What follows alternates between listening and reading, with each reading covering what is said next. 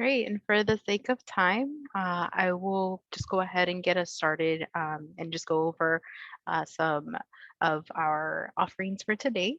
So, welcome to the Manager Series People Development. We have Investing in Our People today as our topic, and today is Thursday, May 4th, 2023. This session will be recorded, so just want to let you all know, and please feel free to put any of your answers in the chat, or you can also feel free to raise your hand or unmute yourself, and we'll be happy to address some of those questions or concerns that come up through the presentation.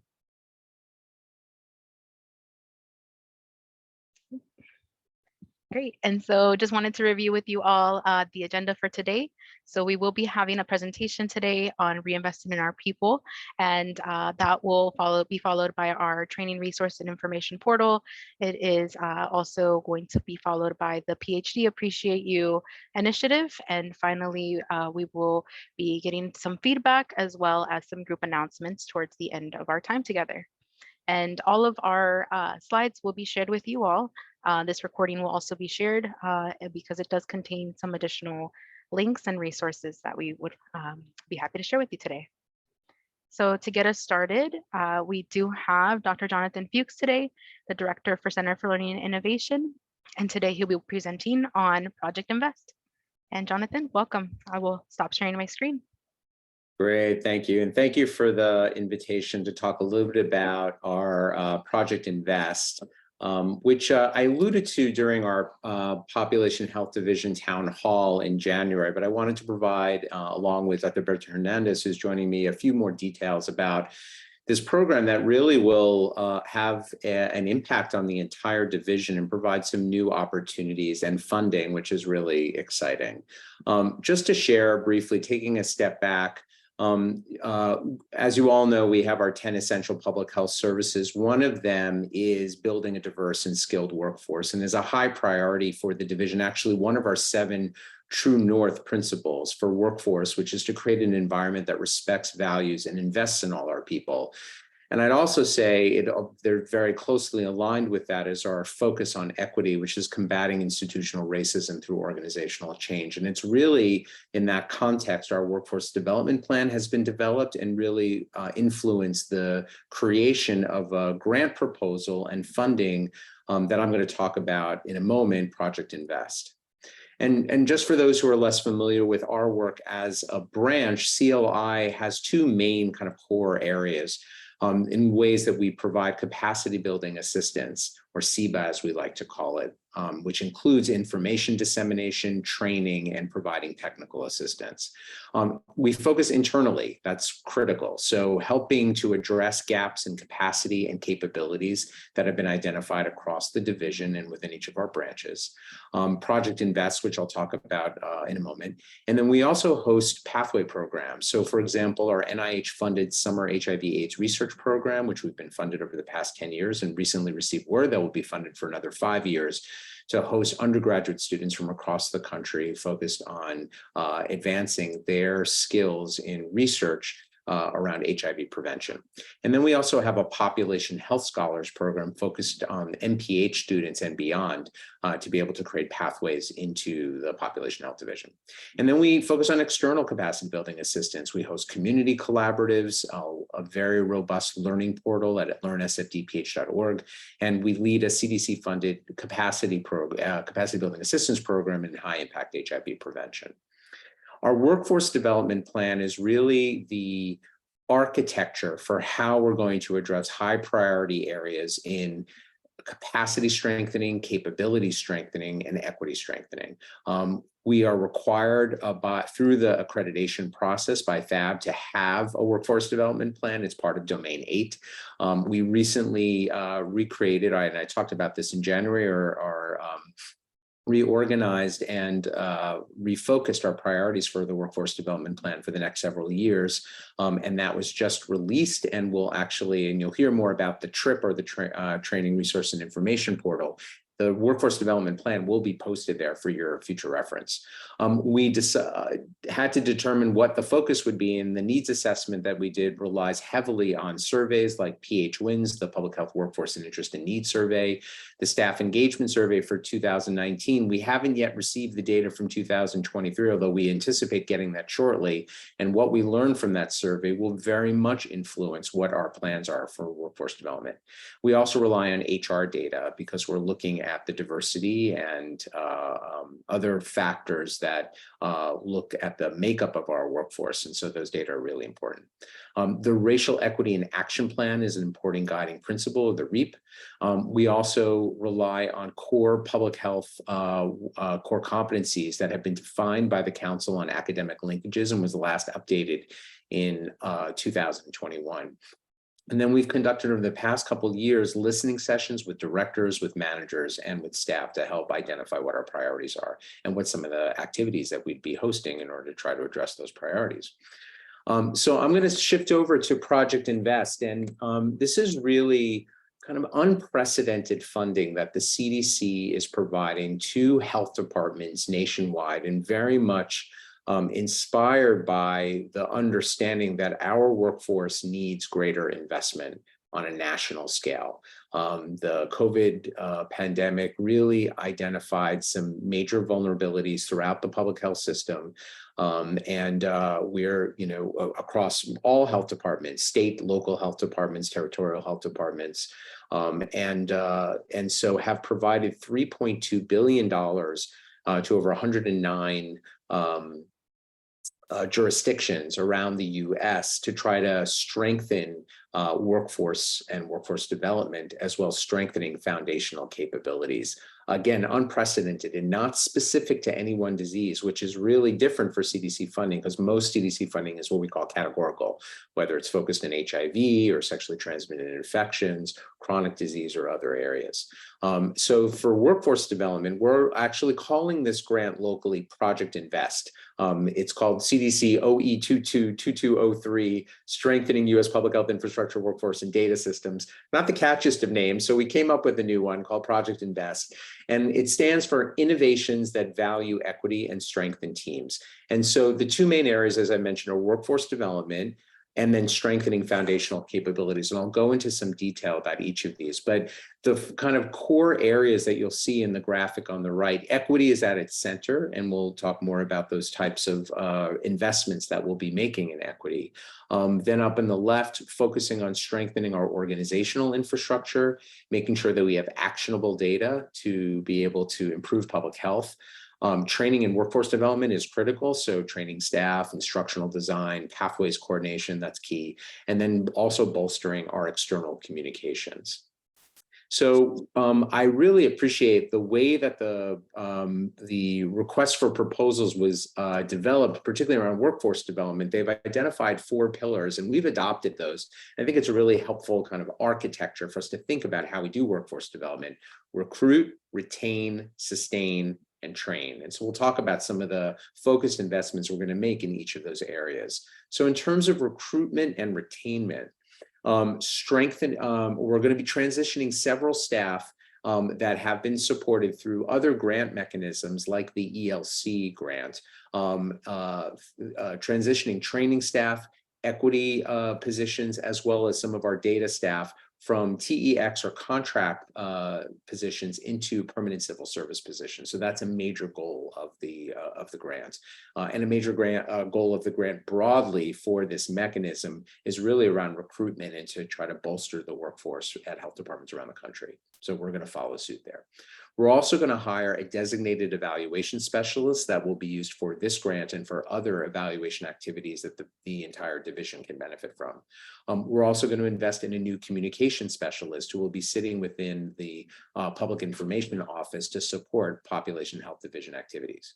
We're going to hire new liaison positions embedded in PhD, One will be someone focused specifically on hiring. We have a hiring task force that many of you are aware of, currently underway. A lot of those positions will be returning after in the new fiscal year back to their home branches and divisions. And so we'll be hiring a specific designated position that will help us and help hiring managers with the hiring processes. We also will have a specific designated contracts liaison person that will work with the contracts division and with managers across PhD to help with the contracting process, which we know is complex. We'll be hosting trainee positions, 9924s, that will be funded through Project Invest, as well as hosting population health scholars that will be funded through this mechanism. Then I want to talk about Sustain. So there's a new mini grant program. We're going to spend a little bit of time together talking about that program to try to provide some unrestricted resources to support branches with a wide range of activities. We're really excited about this and we want your input on what this could look like. We also, through the Sustain pillar, will be strengthening staff well-being programs. Moving into Train, we want to leverage the California Department of Public Health and UCSF resources that they have available. One is a great training opportunity called Using Decision Analytics to Improve Decision-Making in Public Health. That's hosted by UC Berkeley. We want to be able to refer trainees from the Population Health Division to take advantage of that. There's also a wonderful curriculum on implementation science hosted by UCSF. And if folks are interested in taking advantage of that, we'll be able to link people to that resource. We also want to provide new resources to increase contract staff access to training. Many of our permanent civil service positions have access to MOUs that provide funding for training opportunities. Several of our contract staff do not have access to those kinds of resources, so we have a designated pool of funds available for contract staff to be able to support their professional development. And then finally, I want to comment on workforce planning. And so we're going to be collaborating with the Public Health Institute to do a comprehensive analysis of our current workforce, understand where vulnerabilities are and where additional investment may be needed. We are going to be conducting formal succession planning with each of the branches to have a very explicit equity focus on ways that we're trying to enhance representation of diverse workforce in our managerial, supervisory, as well as director level positions. And then finally, we are going to be convening a population health division-wide people development working group, really drawing on the expertise that exists in workforce development from across the division to have this group come together to be able to monitor our workforce development plan and provide feedback in an ongoing basis about where the priorities are and what are some of the training offerings that we should be delivering. And then in terms of, so I mentioned workforce development, the other key aim for this grant is strengthening foundational capabilities. And what I wanted to share here was a model that was launched by FAB and PHNCI that focused on what are those foundational capabilities. Under these foundational areas of communicable disease, chronic disease and injury prevention, environmental public health, maternal, child, and adolescent health, and access to a linkage with clinical care. There are these foundational capabilities. There are 8. And then with equity being an overarching principle here. So as you'll notice is here, assessment and surveillance, policy development and support, community partnership, accountability and performance management, equity, emergency preparedness and response, strengthening organizational competencies and communications. And so through Project Invest, we made some very targeted investments in some of these areas. So under community engagement, there was some activity in this area before, but we're hoping to strengthen that, and some work is already underway. And I want to give Dr. Hernandez an opportunity to talk about this briefly, a novel community of practice for community health workers or promotoras. Berta, please. Yes, the promotoras model has been used in United States for many years. It comes from Latin America, and it's community members, community health educators, so community members providing health education to their own community. So they have been instrumental in several instances for the San Francisco Department of Public Health. However, COVID was definitely an increase of their participation, given the impact of COVID on the Latino immigrant Spanish-speaking community. I was very strong. So the promotoras were fundamental into contact tracing and also providing support and information and registration and for vaccination, etc. So the They started to meet and they created a collective, it's a cooperative of all of them started to work themselves as a group. They were working with different organizations around the city, but they start to come together to speak about the practice, their experience, and the things that they needed. And one of the things that they needed was self-care. Being impacted themselves also by the pandemic in a very severe way and having to deal with so many clients, etc. They needed a space to speak about this and to feel more relief. So we started to do a series of presentations of workshops. Because of the demand, we are in the third series now. So the first one already was completed. We are in the second one, at the end of the second one, and we have a waiting list for the third one. The series has 3 presentations of 3 workshops. One is about trauma-informed care. And this is very important for them because they have not have access to training in terms of trauma. It's from the definition of what trauma is and how it impacts human behavior and how it impacts them. It's not only the community that they serve, but how they impact them serving that community and suffering from the same issues and problems.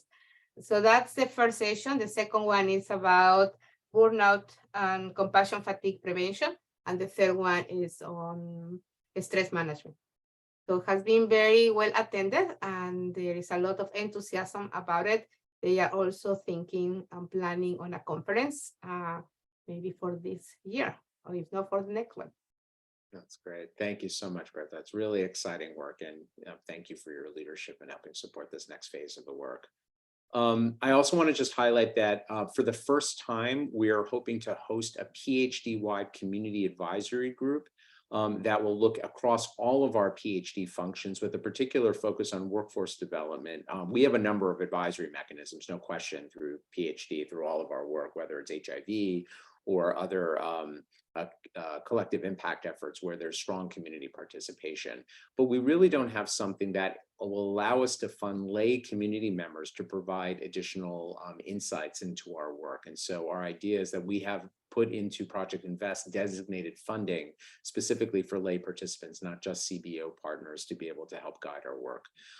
Disaster preparedness work, I have no question that we need to continue to strengthen and leverage learnings from the COVID response as well as our MPOX response.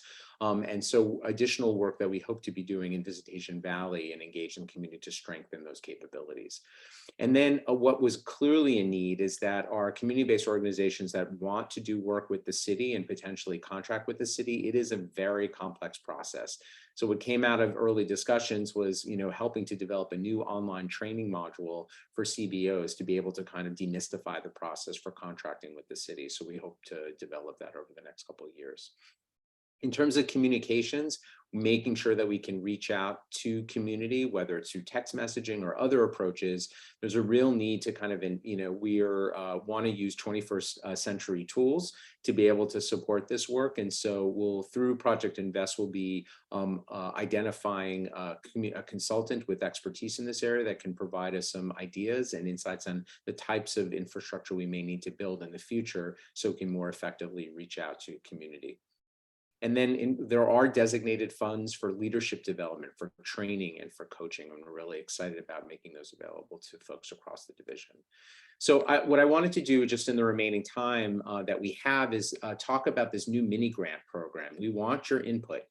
The purpose of this is to create a very low barrier mechanism to support staff and teams that may not have access to resources to fund training and professional development opportunities. So these are just some examples, and by no means limited to these examples. So for example, purchasing books or other training resources, attending trainings, paying for travel.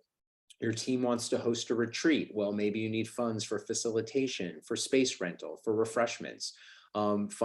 Targeted funds for coaching, or there may be other needs that I haven't mentioned here. And so some key questions that I think we want to get your feedback. The program has not been developed yet, and we want to take this opportunity to get some initial feedback. What is some questions we've been grappling with? We'll want to hear from you. So please put your ideas in the chat. How much should this be? We were thinking a range of anywhere from about $50 to up to $2,000 to support specific projects. How frequently should we put out this call for proposals? Should it be monthly, every other month, quarterly? Should it just be rolling admissions?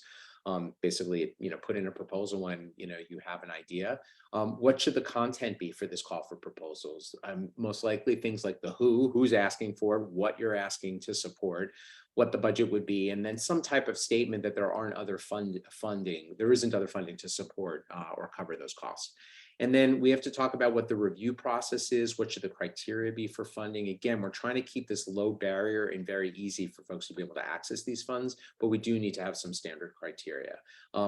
Should there be some type of evaluation built in for the project? If you're going to host a retreat, we would love to be able to see some evaluation data from it. What should the monitoring be, and how can we make the reporting as streamlined as possible about how the funds are used? And any other ideas you think we should be addressing. So I'll stop there and would love if you're able to put some ideas in the chat, but if you're willing to come off mute, and love to hear some of your thoughts about some of the key questions that we've talked about here for this new mechanism, which by the way, we haven't named, but you can guarantee that it will have a catchy name. So ideas, love to hear from you. Jonathan, I so appreciate you and the whole team, Berta, and everybody putting this together. And I think these are great opportunities. I asked one question for Berta about the community health worker community of practice that's being put together. One thing that I've noticed is because the health workers do such different things in different sections within PhD, I think there's a lot of siloing of health workers as a professional class and series here. And I've just hoped that our city employee workers might also be able to benefit from some of the professional development that you're working on for the community, either together with them or maybe their own community of practice within PhD, something like that. Because I think this is a gap that I've noticed here. That's really helpful, Susanna. Do you any comments on that, Berta, you want to share? No, I agree. We at CLI, we are making an audit of all the trainings available, and we are actually hosting a meeting very soon with people from different places in the division to find out the trainings that are going on, because it's not the only our trainings at CLI, but we have noticed this gap, and definitely we would like to have a series for health workers. Right now, what we have is the technological training that we have offered, also some equity trainings and discussions, and the healing spaces. But in our very near future, that we are going to have a meeting of planning our next trainings, definitely we are going to have for health workers. It's a very important. One thing Please, Susanna. Yeah. One thing that I wanted to make you aware of, in case you weren't already, there is Adelante Promotores conference that happens, I think, every other year in San Diego. That I when I was down there, staff from our program participated in it, and as did members of the community. And it was just a great sort of networking and professionalism building and opportunity. So anyway, I just wanted to make you aware of it in case that was something that you were interested in having people participate in or replicating here or something like that. Yeah, thank you. Yeah. It's a great idea, Susanna. Thank you for that. And if there are particular folks or classifications or groups that you think in terms of internal capacity building with PhD staff that are doing community outreach and health work, it would please don't hesitate to kind of share your ideas, because then we can kind of use that, and others as well, if other groups that you think we should try to help prevent the de-siloing and creating this community of practice across the division to support our staff. So thanks for that. Great. Other ideas about anything I've spoken about, or about this mini grant program that we're talking about some of these questions here? Jonathan, I see Veronica's hand. Please, Hi, Veronica. Great, thanks. Hi, thank you. This is great. Thank you, guys. You are an amazing team. You already know that. So, I could send up my reactions of applause, but you already know how great you guys are. It would be really helpful. I just recently faced this with some team members who wanted to attend a conference out of state, Mhm. but they didn't have the funds to come out of their own pocket to be reimbursed. The process to get a cash advance is really lengthy, so you've got to ask 4 or 5 months in advance to start the process. So it would be nice to know, as we think about professional development across our division, what are the trainings that managers or directors kind of already know, like what Susanna just shared, are happening, and then across the branches? Because sometimes, I find, like Jonathan saying, with the silos, only certain people within that branch are going to those opportunities because they're aware of it and not everybody else is. So how do we create something that's a little bit more transparent across the division and have a calendar or timeline already just on the things we know of? Yep. And have that more accessible, and then we can know how much money we really need for the year, especially for the staff where finances would be a challenge for them. I don't want people to believe when we're doing equity, only people who make more money can go out of the state to go to trainings, when it's just as important as they get the same information. So, I'm thinking about it in our head. We can talk more offline, but that would be really helpful, because a lot of the work that I know the promotores are doing are also in alignment with community health workers are doing. And they're doing a lot of similar work, but with just different nuances across culture. So how do we make that broader? You see what I mean? So Yeah. we're not siloing our branches and our staff across the division. Great, such great input, and I see Ira smiling, and I don't want to steal her thunder, but there will be a lot. I think, Veronica, stay tuned for the rest of this call. You'll see some things you'll find quite exciting about creating transparency and publicizing lots of opportunities, particularly around conferences, so people can do some advanced planning. So stay tuned. Great, thank you for that feedback. Super helpful. Other ideas, particularly about anything that we've talked about so far, or this mini grant program? What do you think about this idea? About the funding, the frequency, what it would entail?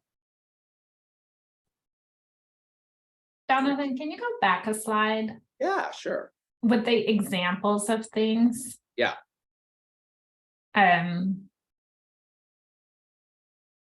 Yeah, I mean, I think our team is kind of unique that we have a pretty generous grantor, and we have some unrestricted funding, and all of us are with Local 21.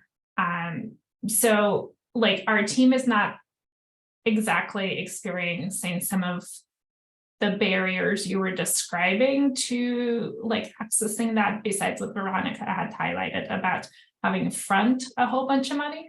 But I think the thing that we run into is doing more of that kind of team building, like the retreat kind of stuff, right? Because all of our funding, despite being most pretty flexible and we enjoy that privilege with our funded organizations, we at the DPH can't buy our team lunch unless it comes out of my pocket. So something like that I think would be really helpful for us. We've in the last 6 months, we onboarded 4 new staff, and are working to figure out how team building works in the hybrid environment. So support around that would be helpful. But I think that's kind of, for us, I would not want to take away from teams that don't have kind of the privilege of funding that we do. I think your other questions kind of in terms of how to go about it, anything that's, I think you're suggesting is that kind of rolling would probably be better. you know, and definitely evaluation of, you know, how did it work? Was the money well spent? I don't know. Evaluation is something we often forget about. Really important.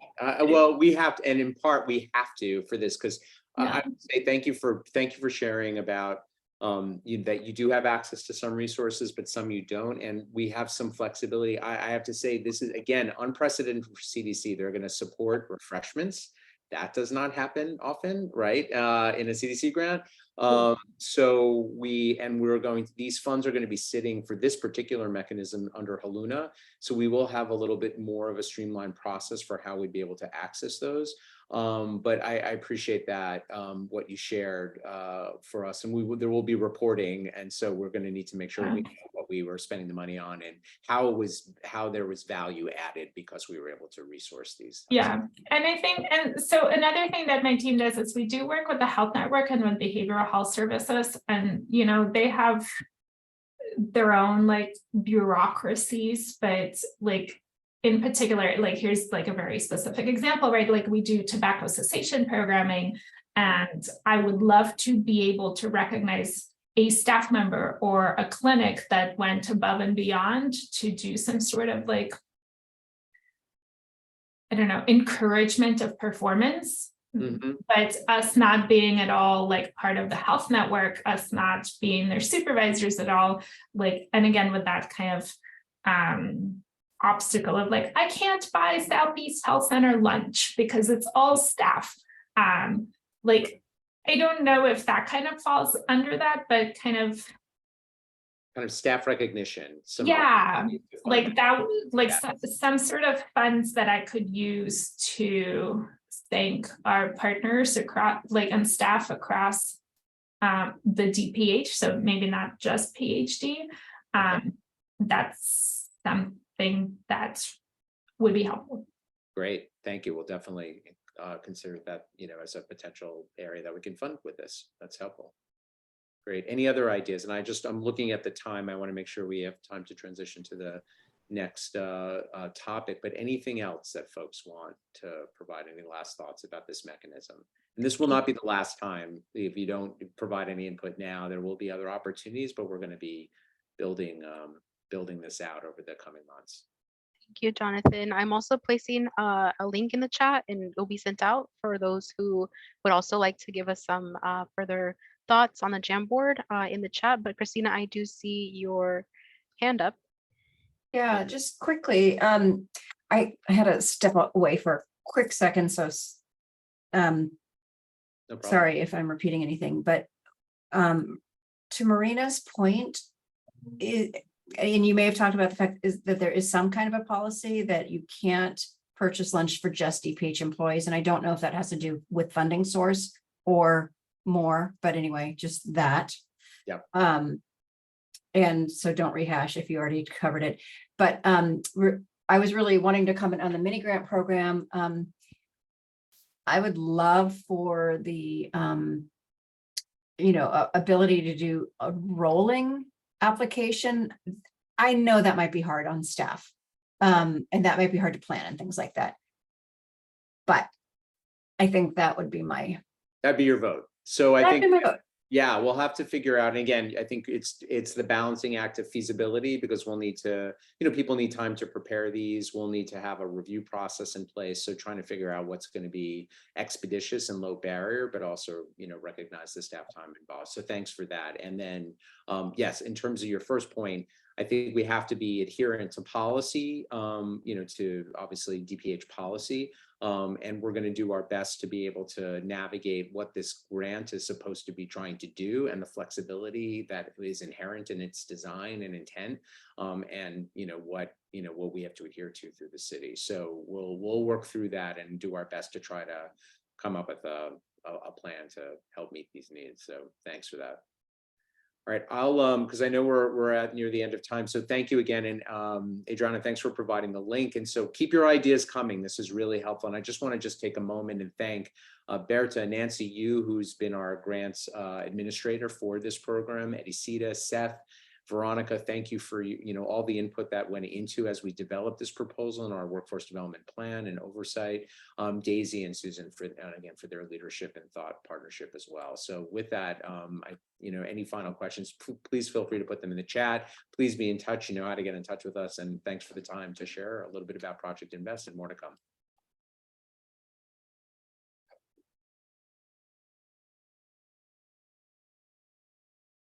Thank you so much, Jonathan. And to keep us on track, we talked a little bit about some of the future resources. And so with that said, I'd love to pass it on to my colleague, Ira Villarreal, and she is our Training Communications Coordinator at the Center for Learning and Innovation. Ira, I'll stop sharing my screen and please feel free to share your screen. Hi, everyone. Good afternoon. Let me go ahead and share my screen. Just give me a second. All right, if everyone can go ahead and refer to my slides. So again, good afternoon. My name is Ira Villarreal. Thank you for joining us here today. And today you will get a first glimpse of the training resource and information portal, which we refer to as the TRIP. It is housed on SharePoint. So today I'll be going over the TRIP, how to access it and navigate the site, and how it can be useful for you and your teams. I think for the sake of time, I'll ask if you can save your questions for either the end or put it in the chat box. And I believe Adriana will monitor the chat for any questions, and we will try to get it to it at the very end. So first, I'll start with a little bit of background of the SharePoint's purpose and how it came to be. Essentially, the TRIP is a one-stop shop to communicate and promote training and professional development resources. This was a recommendation that came out of our Developing Our People A3 process. It's also part of the Workforce Development Plan and efforts to strengthen communications about training opportunities. So we'll take a quick walk about our strategic development process, and then I'll jump into the TRIP. So the need was established, as I mentioned earlier, during our Developing Our People A3 process. And we heard everyone loud and clear with their feedback and suggestions. So starting in December 2022, we began the development of our early pilot. We then took this early pilot site and conducted small focus group sessions, feedback sessions, to get everyone's initial reactions, hear about what else is missing, and figure out what we needed for launch. And so here we are at version 1 today, which I will show today. And during this month, we will be rolling out the TRIP to all PhD staff via the town hall and through the PhD newsletter. And over the next couple of months, we will be reviewing feedback and site analytics to see how we can continue to improve and produce the final version. So I have a couple of slides about how to access the TRIP for the first time. And so I'll leave these in the slides, and Adriana will share that with you later on. But I'll go ahead and just show you how to do it. But again, the instructions will be here on the slides. Just give me a second to switch to browser.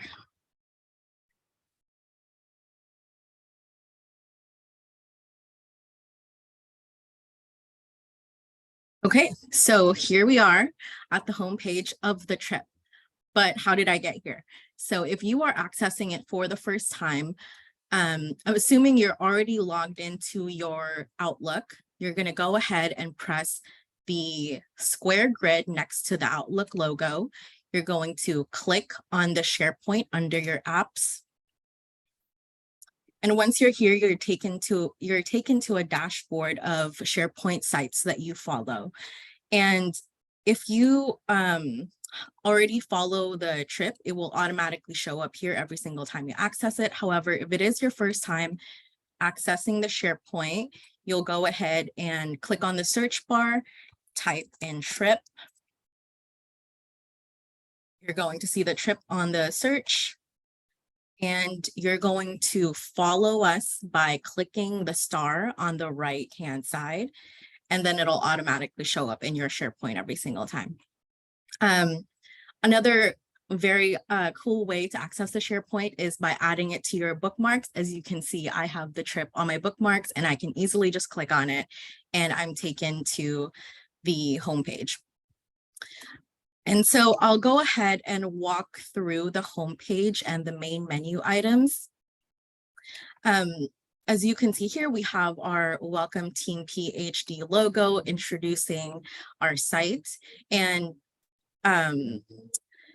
as you scroll down, you'll see the quick screenshot, like overview of our upcoming trainings and events. And this highlights the next couple of days and the next couple of weeks of trainings and events here. And so you can quickly scroll what's coming up. And I'll go ahead and go back to that in just a second. Furthermore, when you scroll down, we have a quick link section, and during our feedback sessions, we received input on what people want to see here on the quick links. And I've actually also gotten comments from people that they, would click on the trip and can access the operations manual very easily instead of, having to scroll into your files, go and find it. So in 3 easy clicks, you can get to the PhD operations manual or book a conference room. And scrolling down even further, we will have an updated link to the newsletter every time it is updated, as well as information on the next town hall and an easy way to join the meeting. We also have a fun little banner with all our team photos on here. And when you click the link, it actually takes us to our About Us section, providing our contact information and a little bit about the team. Lastly, on this homepage, you will see additional SharePoint sites that we would recommend you also visit. Some helpful links to the DPH HR Resource Center, DT Support Services, IT Portal, etc. So I want to go back to the calendar, and this is really the star of the show. And so there are 2 ways that you can access our training and events calendar. You can click on the homepage here, if you can see my cursor, this button, or you can also go in the main menu and hover and click the calendar there. So we'll go ahead and click the calendar. And as you can see here, there are a lot of things happening in May. And various training opportunities internal within the department and also external trainings that are happening with training sites that we highly recommend. And so I want to talk about how you can filter through searching for a training. One of the ways in which you can filter is by date. So if you want to see the next month's worth of events and trainings, you can click on the calendar and narrow or broaden your search, whether it's the week or the full month or even the whole year. And we also have, you can also filter through categories. And when I click on this arrow, you can see the drop-down menu. And these categories are actually in alignment with the Public Health Foundation's core competencies for public health professionals, which includes the 8 domains here. But as you can see, we have more than 8. And so we have also added events like the PhD town halls and technology skills, which we heard during the A3 process that folks would really like trainings around technology. And so when you click on technology, and as you can see here, there are the year's worth of technology events. Additionally, technology training, sorry. Additionally, we have like PhD town hall events here, and you can even go back in time and click. Let's say you missed the April meeting, you can actually go back and, find the April meeting, and here you will be able to watch the recordings if available. And so that's kind of how our training and events calendar works. And we highly recommend that during PPAR processes that you refer to your direct reports here, the variety of training opportunities available. And most of these are actually on the training calendar. These are all live events, and all of these are free. And if they are not free, it will explicitly state it in the description. So moving on to other menu items, we also have our technical assistance page, and here you can read about how you can request technical assistance from the CLI team. You do have to be on the intranet to fill this out, but we also have an option for you to email us, and we have an image of the technical assistance form. And so you can be prepared for a call. We also have a section on the conference corner, and Susanna, thanks for sharing that link earlier on the Promotoras conference, and I will definitely add it here. And so here we have local conferences, national conferences, and international conferences that are happening this year, and we will continue to add more as people share with us. And right here, you can suggest a conference by emailing me, and so my contact information is there. All you have to do is do like a quick forward of the link, and I will put it up here. We also have a publication section in which we feature publications from the various branches across PhD. And so you'll see some recent publications here. We're featuring ARCHES, Bridge HIV, our CLI team, and more. And so feel free to browse that on your own time. So those are all here. And we also have our lending library. If you didn't know, we have a lending library at room 569 on the 5th floor. And there are some instructions on how you can access our lending library. There are also a couple of other resources under trainings and tools, such as tools and forms. And here you'll find a variety of resources around training forms and policies, PPAR, new employee information. And these are all external links to those resources and guidelines.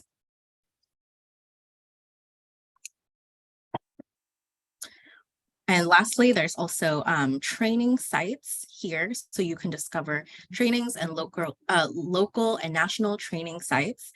They have various opportunities, and a lot of these are free, but some will specifically say if they are paid, but going over it, most of them are free.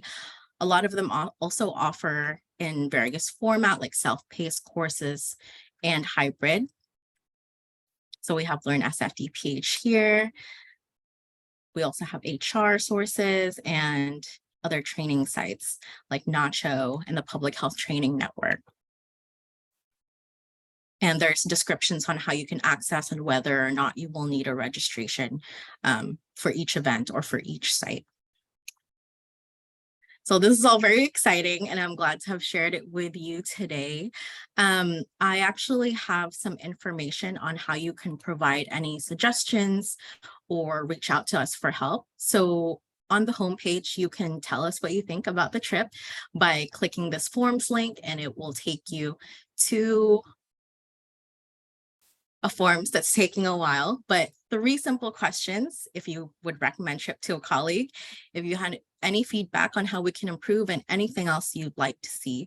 And if there's something that you just want to share, let's say it's a publication, a resource, or an event, you can go ahead and email me or the CLI email. So thank you for joining me today in going over the trip. I did also want to share that you can access the trip on the mobile app. And so the instructions are here, and I've provided screenshots of what it looks like so you can take the trip on the go. And so this will be shared via the post email. So thank you, everyone.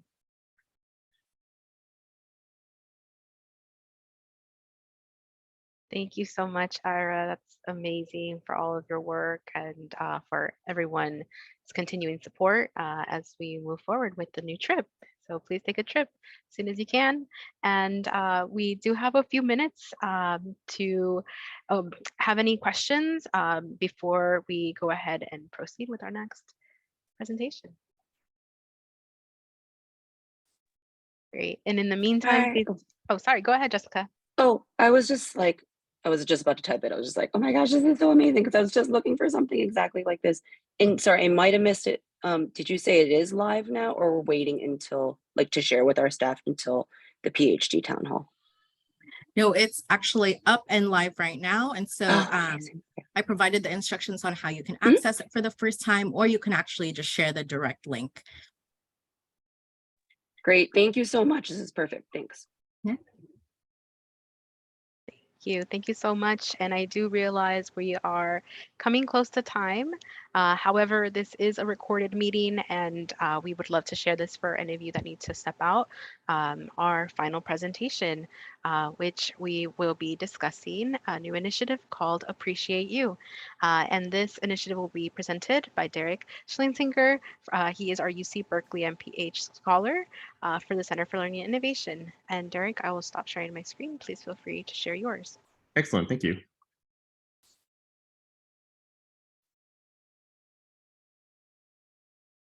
And just to confirm, everyone can see my screen? Awesome. Yes. Yes. Well, hello everyone. I heard recognition and encouragement of performance. So luckily I was on mute, so I started clapping. Hello again, I am Derek Schlesinger, and I am presenting on PhD Appreciate You, the Champion Manager Pilot Program. This pilot program is my practicum. It is a living document. These are living slides, and I fully endeavor to make sure that this pilot program and this initiative is tailored directly towards the needs of PhD and its employees. I want to respect everyone's time, so here is the agenda. If I'm going to go a little bit quickly, so if you have any other questions or you need further details, please feel free to email me. My email is going to be at the end of the slides, but generally just sign up. At the end, just sign up. I swear it's great. You're going to love it. So make sure you just sign up.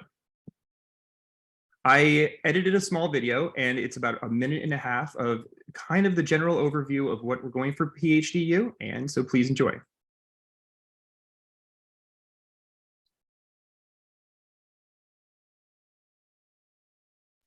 Derek, the only thing is we don't have any sound. Oh, is it not showing sound? No, I can't hear any sound there. Interesting. Whoever's sharing, you're gonna have to create the audio, put in the audio. Thank you. Let me go ahead and do that for you a moment.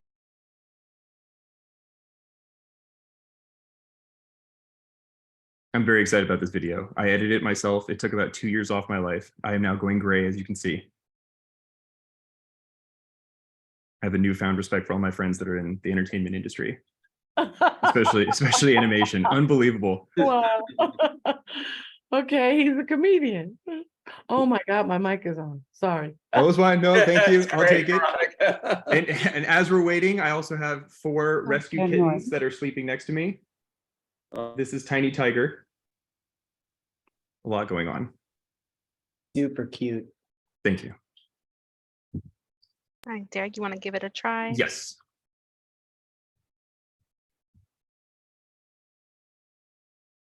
We still can't hear the audio, Oh, unfortunately. Yeah, okay. I No. still can't hear the audio. One moment. Well, I don't want to take up anyone's time, so I can email it out or put it on the trip, which is That'd be great. perfect. So this is essentially what the pilot program is all about and what it's at its core. It's support for the workforce development plan to include the project Invest, its organizational culture, its team building, communication, and individual well-being. So really what we're looking for is boosting employee morale and motivation, improving retention rates, enhancing team collaboration and cohesion, increasing accountability and ownership, and promoting positive feedback loops. So where did this all come from? So the PhD workforce development document was given to me when I first came on in a CLI intern, and then I met with employees all across PhD from different roles and different titles, and there was one theme that kept on coming up. Managers are great. I love my managers. I love them as people, and I love them as managers, as my actual manager. But there needs to be more understanding, meaningful understanding of the current work I'm doing. And not just the current work I'm doing that my manager sees. I need my manager's manager to also see what I'm doing. People believe, or employees believe, there's a lack of clarity of work, scale, and kind of in-depth details of that work. And that feeling is feeding this lack of understanding that is hindering personal progression and further adding to limited succession planning.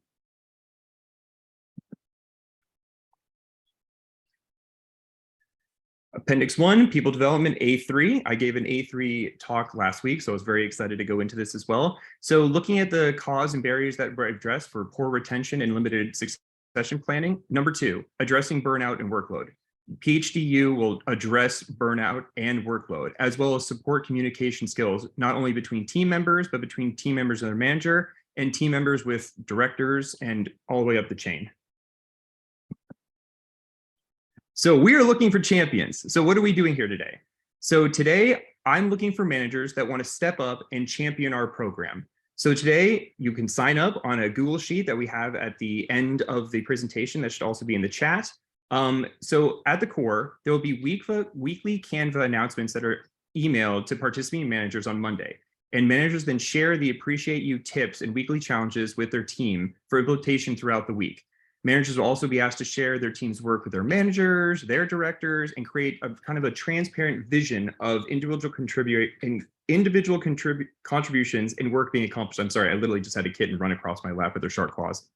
And there will be rewards, non-monetary rewards.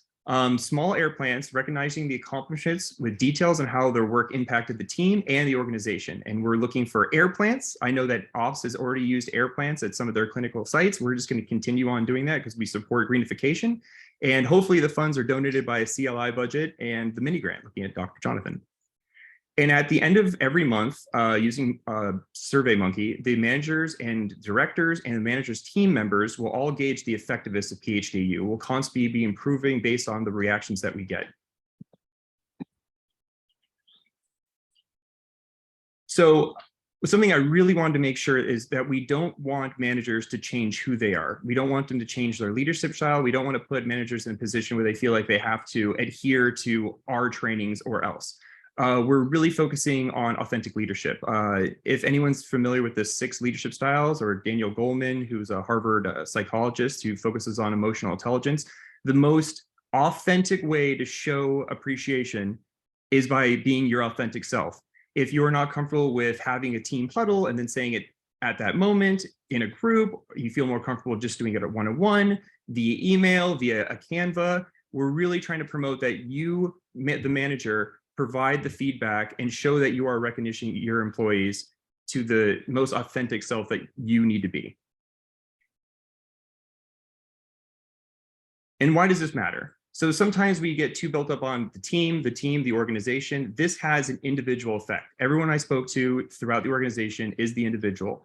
And although they had similar concerns and suggestions, everybody had different viewpoints and different aspects of how they wanted to address this. But when it came down to it, they're like, I want the communication. I want people to see and to give me meaningful feedback on what I'm doing, how I'm doing, and to really understand the scope of my work.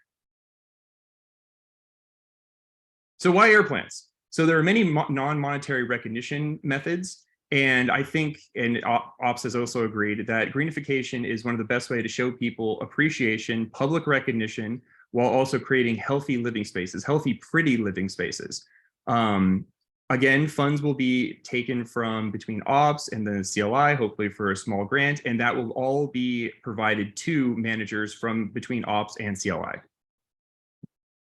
So you are the champion. This is a very fun little picture. Please, anyone, feel free to message me. The idea for this whole program is that it is supposed to be the easiest program ever, extremely streamlined, flexible, and really the end survey is not punitive. So every month, I really want to stress, there's nothing punitive that comes from this. If people do not like the program, but do not feel that it's really bringing any worth to their day-to-day, that is on me to continue to tinker with and figure out. And that everything that you share and that your team members share stays within CLI, and so that we can create a better, healthier, happier, more championed PhD. Thank you. And questions? Hopefully easy questions. Thank you, Derek. Any questions so far? And if not, I will go ahead and share my screen. I appreciate that and your enthusiasm and all of the work that you have provided for the workforce. I am going to go ahead and share my screen. I realize we are a little over time, but please do provide us some feedback. I've put the additional feedback form in the chat. You can also pull out your phone and quickly capture our QR code and finalize that as well. We have the Appreciate You Manager registration form as well, as Derek mentioned in the chat, and we will be able to provide that for you in the follow-up message. And so if everyone has taken their quick QR code, I'm going to go ahead and just finalize our meeting time today by sharing some of our offerings that are currently happening within the month of May, and May the 4th be with you all. And a couple of photos here from some of our previous month's activities. And as Ira had presented, please feel free to take a look at all of our offerings to come for the future year within the trip. And again, thank you everyone for joining. Thank you, Jonathan, Ira, and Derek for all of this very beneficial information. And we are looking forward to your feedback. Appreciate everyone. Have a good rest of your day. Get some water and maybe step outside and take a walk. Thank you. Thank you. Goodbye, everyone. Thanks, everyone. Bye. Thank you, Adriana, and thank you all presenters.